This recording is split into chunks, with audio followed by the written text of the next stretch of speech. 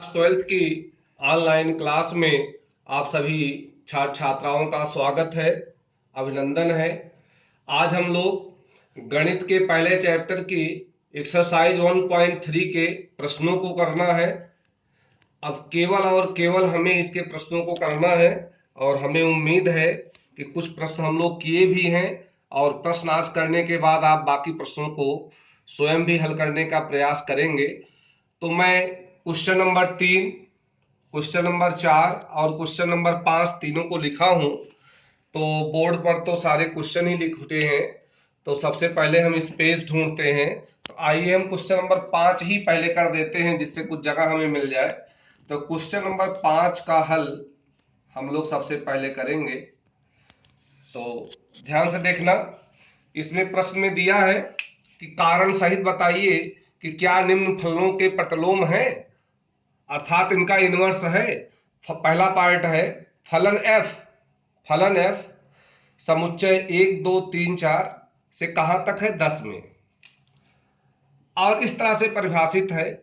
1 का प्रतिबिंब 10 है, 2 का प्रतिबिंब 10 है, 3 का प्रतिबिंब 10 है, 4 का प्रतिबिंब कौन है 10 है। तो अगर इसका प्रतिलोम अस्तित्व में होगा तो यह फलन एफ कैसा होगा, एकैकी भी होगा और अच्छादक भी होगा। तो एकैकी में मैंने आपको क्या बताया था, तो आप कहेंगे बिल्कुल सर आपने बताया था कि प्रांत के जितने भी अवयव हैं उनका प्रतिबिंब भिन्न भिन्न होना चाहिए, तो वह एकैकी है। अब यहाँ 1 का प्रतिबिंब 10 है, 2 का भी 10 है, 3 का भी 10 है, 4 का भी 10 है। तो प्रांत के अवयव 1 2 3 4 चारों के प्रतिबिंब भिन्न भिन्न नहीं है, इसलिए यह एकैकी नहीं है, अतः इसका प्रतिलोम अस्तित्व में नहीं होगा। तो पहले का, पांचवें के पहले खंड का जवाब क्या देंगे कि फलन का प्रतिबिंब 1 पर 10, 2 पर भी 10, 3 पर भी 10 और 4 पर भी 10। लेकिन 1 2 3 4 ये सब बराबर तो है नहीं, इनके प्रतिबिंब बराबर हैं, इसलिए एफ कैसा है, एकैकी फलन नहीं है, अतः इसका प्रतिलोम अस्तित्व में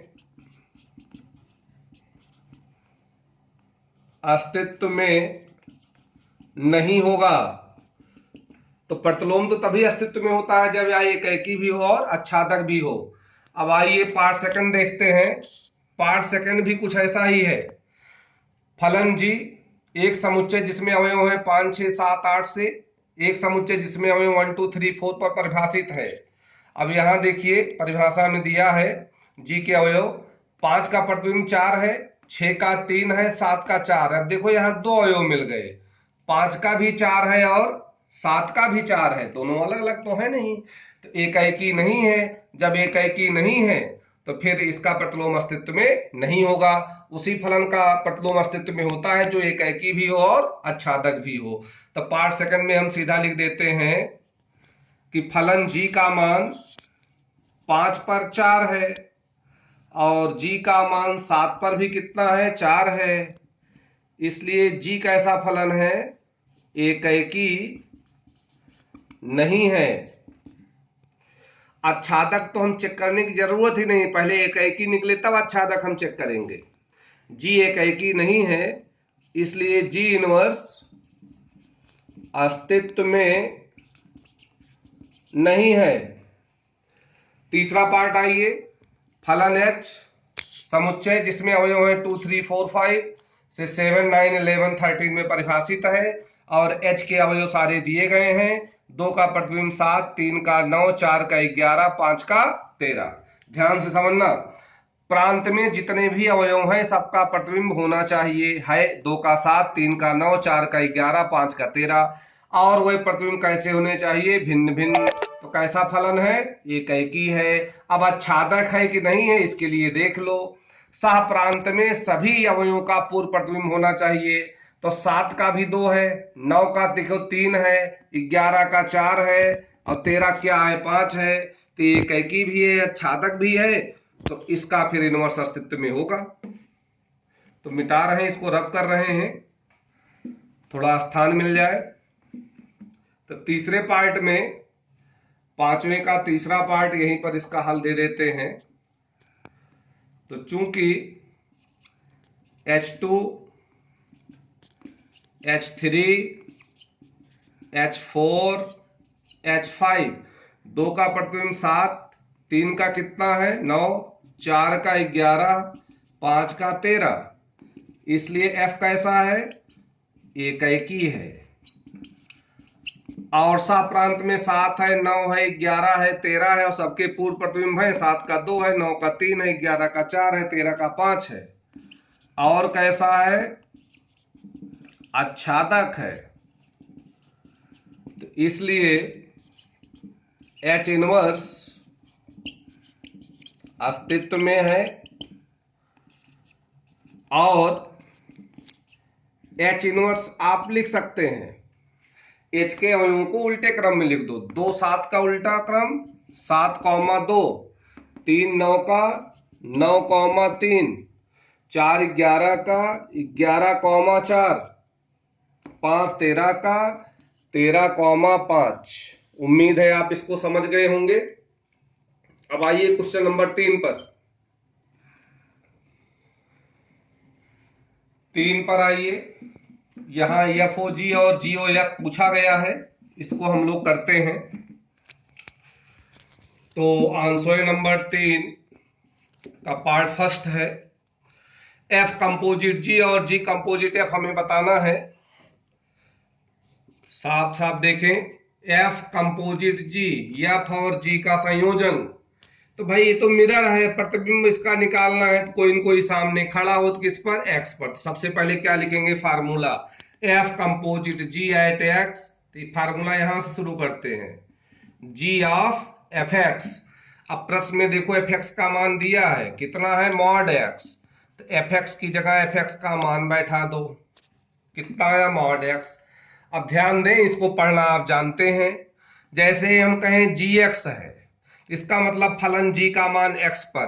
अब कोई कहे फलन g का मान मॉड x पर बताओ, तो ध्यान से सुनना, फलन gx के मान में x के स्थान पर क्या रखेंगे, मॉड x। बिल्कुल करेक्ट आप बता रहे हैं। फलन g के मान में x के स्थान पर मॉड x रख दिया जाए तो g ऑफ मॉड x का मान हमें मिल जाएगा। तो देखो gx का मान दिया है यहां, मॉड 5x - 2। तो g ऑफ मॉड x, देखो मॉड तो भाई है ही, आगे 5 है, केवल आप x की जगह रखेंगे, क्या रखेंगे, मॉड x, आगे -2, फिर क्या लगाएंगे, मॉड। यही पहले पार्ट का आंसर है। FOG। अब इसमें एक चीज और पूछा है, GOF भी बताओ। तो GOF किस पर, कोई न कोई प्रांत के अवयव पर, तो X पर। सबसे पहले सूत्र लिखो, F ऑफ GX का मान देखकर प्रश्न से लिख दो, मॉड 5x - 2। अब हमें इसका मान बताना है। तो Fx का मान तो आप कहीं देख ही रहे हैं, Fx के मान में x के स्थान पर यही भरना होगा, मॉड 5x - 2। Fx का मान आप देखें कितना है, मॉड x। तो मॉड तो है ही, x के स्थान पे पूरा भरेंगे, तो मॉड 5x - 2। अब एक बार मॉड लगा है तो प्लस तो हो ही गया, तो दोबारा मॉड लगाने की कोई आपको जरूरत नहीं है। तो मॉड 5x - 2। तो F ऑफ GX में GX का मान भर दिया गया।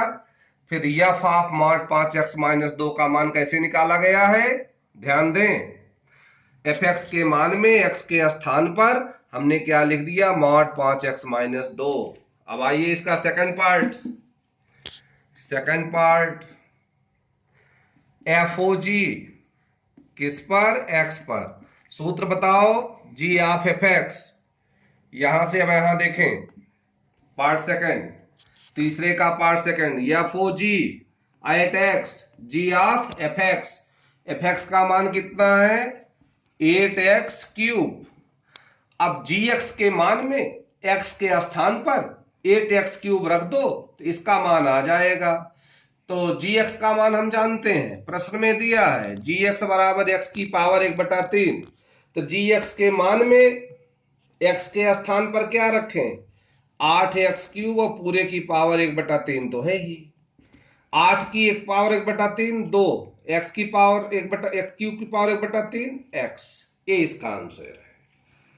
अब इसमें एक पार्ट और पूछा है, GOF।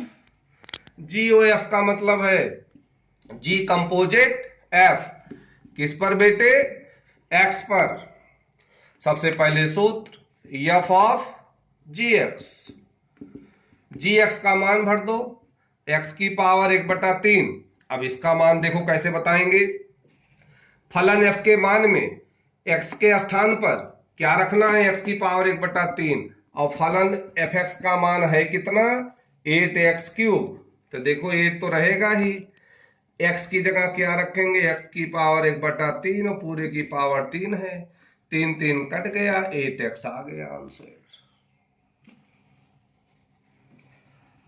क्वेश्चन नंबर 4 FOF है, आप स्वयं निकालेंगे इसको।